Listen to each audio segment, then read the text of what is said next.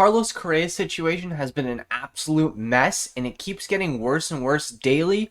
We got a lot of news to discuss about this. How's it going, everyone? My name's FamedFriar. Welcome back to another video where today we are going to be discussing the Carlos Correa news, as things are getting ugly between the Mets and Correa now. It seems like just a downhill spiral. One team, supposed team, has gotten into the mix big time, so it's kind of interesting, and I'm going to talk about who I think this team is. It's going to be a lot of fun to talk about. With the 12-year agreement still in a limbo, it's been very, very interesting to kind of see the direction that this is all going. Carlos Correa and the Mets do not seem to be on the same page as we all thought originally. I remember when this came out, I was like, oh my god, the Mets are going to add Carlos Correa, no biggie, Steve Cohen doesn't care. And while I believe that Steve Cohen still does not care and he's willing to do whatever it takes to win, seems like we've hit a logjam. Before we continue any further into this video, if you guys are yet to hit that like button, I highly recommend you do so. Same with that subscribe button, because we're posting daily content regarding Major League Baseball and all the news going around. While we're completely unsure what the real issue is, obviously we know it's the leg. The question is it the short term? Is it the long term? It's not been specified by either team, being the Giants and of course the Mets, that have both pulled out of contract terms with him. But at the end of the day, this is all very, very interesting stuff, because we know Carlos Correa, hey, when this guy's on the baseball field, there's not a lot of people better than him. So what is really causing this mix-up? There's a lot of contracts over the years where players came in, similar to him, where it's been like, this is kind of a major injury. I don't know if this will work out. The most recent one being J.D. Martinez. I would say the J.D. Martinez contract did work out extremely well for the Red Sox. I think that he lived up to expectation for the most part, and he's a good baseball player, great DH.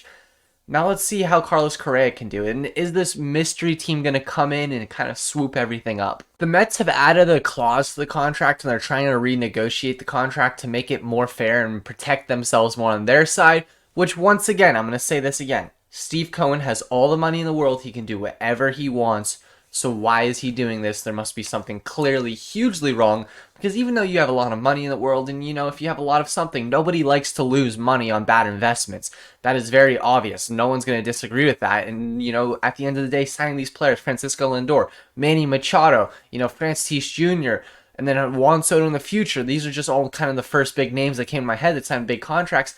These are investments, guys. These are players that have come up over time, and they are going to, pay dividends. They're going to sell tickets. They're going to sell jerseys. They're going to perform on the field. They're going to give you championships. It's an investment. So is Correa a smart investment at this point? I don't know. But now I'm going to discuss the random team that I think is going to get in on the action. My random team that's going to get into the action is going to be the Colorado Rockies. I know it's crazy. I think it's crazy to mention that. I think actually Talking Baseball did post a photo of Correa in a Rockies jersey, but there's several reasons that I kind of believe this from the start. It all starts when I was at the winter meetings with my friend, of course, the Hog Watch, as you guys very, very well know. There's a lot of interesting signs, and I'm going to kind of go over this. So while we were sitting down at Starbucks at the winter meetings, Hog and I were sitting down, and right behind us was Grady Little. If you don't know who Grady Little is, he was the ex-Pirates manager. He currently works in the front office of the Rockies. So we're just sitting there minding our own business, getting a little bit of video work done for the videos that we were doing at the winter meetings. And I'm sitting there, and I'm kind of listening in to Grady Little. And this was right after Treaturner signs. And Grady Little kind of seemed upset. He seemed a little bit emotional about it. He goes, we almost had him. No one else signed at that point. Just Treaturner. So my question is, were the Rockies in on Treaturner? And I'm going to say yes to that answer too, because, well, not only does it make sense for them to be in on Treaturner, they were in on Xander Bogaerts as well.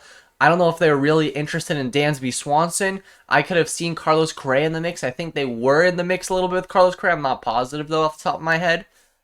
But now is the time for the Rockies. If the Rockies want that star shortstop, they can do it. They just have to pay him. They're going to have Chris Bryant, they're going to have Cron. Of course, the NOS is not competitive to the level they want to be at, and they're not going to be prepared to compete this year, especially unless they do the most drastic 180 I've ever seen in history. It's interesting stuff, guys. I truly believe that the Rockies could be in on Carlos Correa. I think they are that mystery team. They want that superstar. People were making up reports that they were going to meet with Manny Machado when Manny Machado opts out. It's way too early to discuss that, in my opinion. But I think the Rockies are going to make a push for Carlos Correa. I really do believe the Rockies could make a push for Carlos Correa. I mean, obviously, you still have the possibility of the Orioles, the Twins, the Angels. There's plenty of teams that are willing to take his talents if Steve Cohen doesn't seal the deal.